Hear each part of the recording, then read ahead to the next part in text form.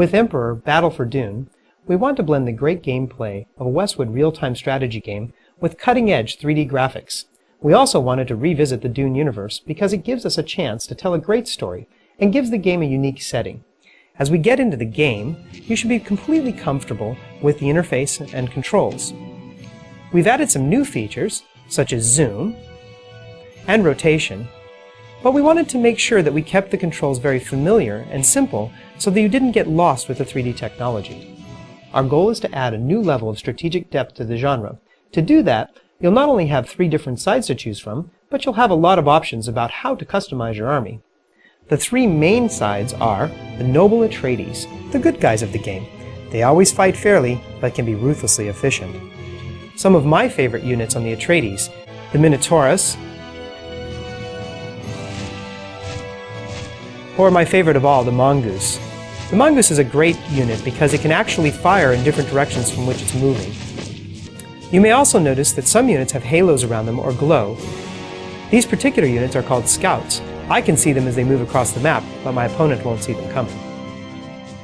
Another amazing unit in the Atreides arsenal are the Ornithopters. Their aerial assaults can wipe out enemies in mere moments.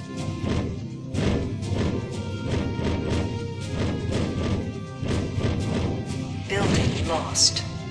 The insidious Ordos, always sneaky, always deadly. The Dust Scout, one of the Ordos' rank-and-file troops, can move rapidly over all types of terrain, whether they be ice, or the spice melange, or the desert sands. Several of the Ordos units have shields, like this laser tank. They protect the unit from initial damage, but don't last very long, perfect for the hit-and-run attacks the Ordos favor. One of House Ordos' most insidious units is the Deviator. When used in battle, it will actually convert enemy units to fight on your side. Many of the units in Dune can be deployed to give them greater firepower and greater range, like the Ordos Cobra.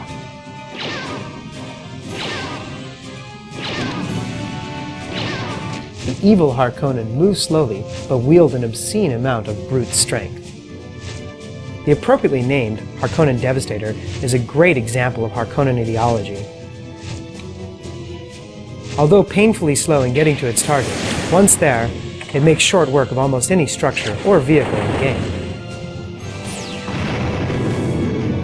Building lost. The Inkbind Catapult can attack enemies from great distances and poisons the very ground where its shells land.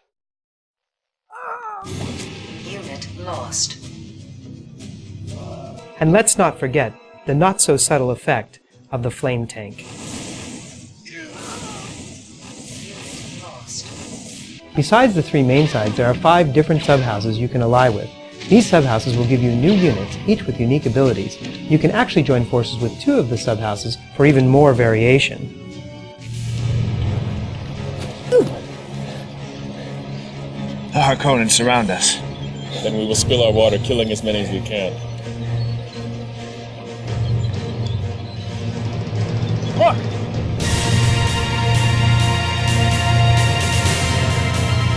Atreides! Side of the battle turns!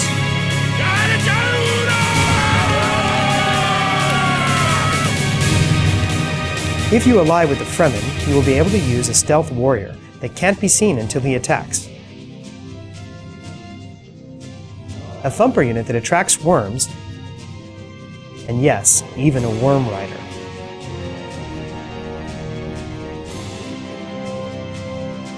The other subhouses include the Tleilaxu, which will give you weapons based on genetic mutation.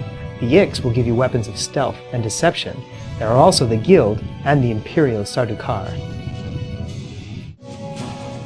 The Guild tank contains a Guild navigator who can fold space using the spice melange to transfer from one place in the world to another and never risk traveling across the dangerous sand. The idea behind the subhouses is to give the player a chance to customize his army and figure out what works best. Is it the Atreides with the Ix and Tleilaxu? Is it the Harkonnen combined with the Sardaukar and the Guild? You'll have a lot of interesting options to experiment with. All of these factions do have one thing in common, a lust for power. They are each struggling to rule Arrakis. I believe the penalty for treason is death. Don't you think I saw this coming? I prepared for it, Kopek. You won't get away with it. It is a fait accompli. I already have. And it will be civil war! What are you going to do, Gunsang? Throw sand in our eyes? For whoever rules Arrakis rules the universe. In Dune, Arrakis is where spice is mined. Spice is the most valuable substance in the universe. Arrakis is also a desert planet, where little lives other than the giant sandworms and the people known as the Fremen. However, the entire game won't be spent on Arrakis. For instance, we'll be able to do battle on the green world of Caladan, home of the Atreides. As you can see, it's a beautiful Earth-like world, home of the Atreides palace, with crystal blue waters and rolling green meadows, soon to be invaded by the evil Harkonnen. The Harkonnen hail from the dark, volcanic world of Gidi Prime, where the faces of past barons grin down over the gallows of vanquished foes. Here we see a group of Ordos massing for an assault on the Baron's palace. The Ordos' homeworld is Draconis IV, an ice world which well suits the cold souls of the Ordos. As with all Westwood games, Emperor tells a great story.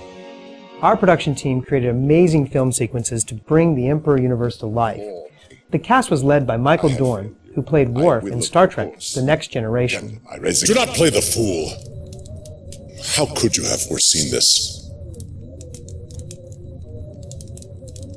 Our contacts with the Arrakeen Smugglers Guild.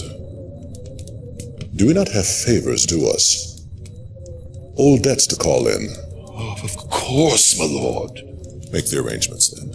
At once. Emperor is coming together really well.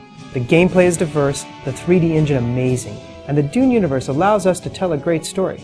And to top it all off, we added an innovative multiplayer component. Finally, an RTS where you can play cooperatively through an entire campaign with a friend. As you can see, Emperor is a welcome addition to Westwood's RTS lineage.